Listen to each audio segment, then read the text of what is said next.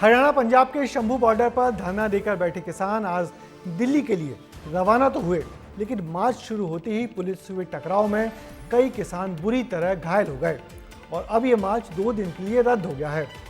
किसान नेताओं ने कहा कि हरियाणा पुलिस से चर्चा के बाद उन्होंने उनको अपनी मांगों को लेकर पत्र दे दिया है और अब इंतजार है केंद्र सरकार से बातचीत का। किसानों ने केंद्रीय कृषि मंत्री शिवराज सिंह चौहान से अपनी मांगों पर बात करने की मांग रख दी है। देखिए फिर दिल्ली क्यों पहुंचे किसान, हमारी इस खास रिपोर्ट में।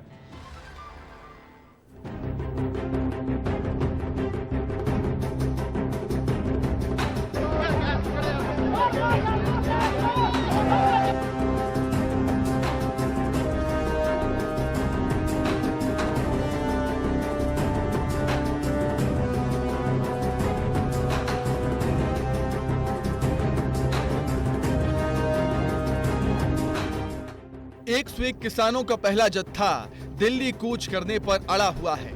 पिछले 8 महीने से दिल्ली के शंभू बॉर्डर पर धरने पर बैठे किसानों ने अब पैदल ही दिल्ली कूच का प्लान बनाया है।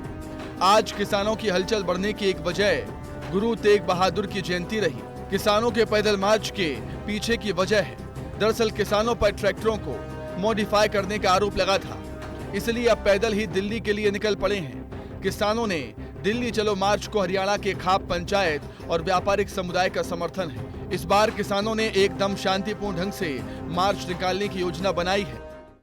किसानों के जत्थे का नाम है मर्जी बड़े, जिसमें 101 किसानों का जत्था है।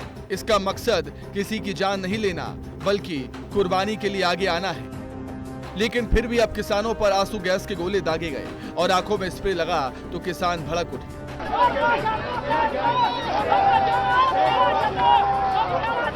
एक तरफ किसानों का जत्था बढ़ा तो दूसरी ओर उन्हें रोकने के लिए कटीले तार बिछाए गए, बैरिकेडिंग लगाई गई। पुलिस ने बॉर्डर के बीचों बीच एक कैंप लगाया हुआ था, दूसरी ओर भारी पुलिस बल तैनात रहा। इस दौरान एक नौजवान किसान उत्तेजित होते हुए पुलिस के कैंप पर ही चढ़ गया।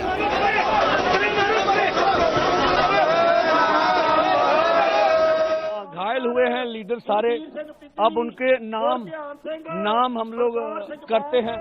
किसानों के आंदोलन को देखते हुए अंबाला में बीएनएस की धारा 163 लगाई गई। अंबाला के 11 गांवों में इंटरनेट सेवाएं बंद कर दी गई। 9 दिसंबर तक इंटरनेट बंद रहेगा, स्कूलों की छुट्टी रहेगी। हरियाणा अंबाला में धारा 163 लग रही है, परमिशन की जरूरत है, यहाँ नहीं रहे परमिशन लेके, परमिशन लाओ। इस बार फिर किसान फरवरी से एमएसपी, कर्ज माफी, पेंशन जैसी 12 मांगों को लेकर 13 फरवरी से धरना दे रहे हैं, लेकिन उन्हें मार्च की इजाजत नहीं है तो बार बार रोके भी जा रहे हैं। हमारे को जब पुलिस में मार देना तो मार दे।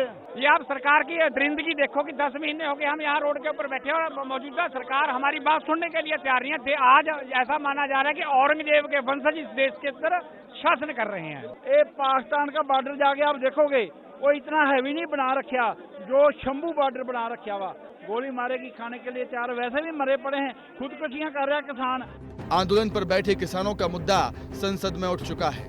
कुछ दिन पहले उपराष्ट्रपति ने किसान आंदोलन पर टिप्पणी करते हुए कृषि मंत्री को सलाह दी थी, लेकिन आज राज्यसभा में कृषि मंत्री को उपराष्ट्रपति ने नया नाम दे दिया। शिवराज जी बोलिए। और आज मैंने आपका नामांकन कर दिया किसान के लाडले। प्रणाम आपको।